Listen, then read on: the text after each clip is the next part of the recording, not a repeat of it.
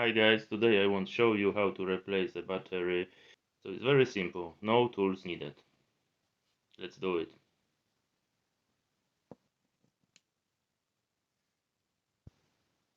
Press the button, open a key. At the back you will see the cover of the battery. Here is a simple cedar line which divide the key from the cover, the key fob from the cover. You must use both hands and both thumbs to pull the cover.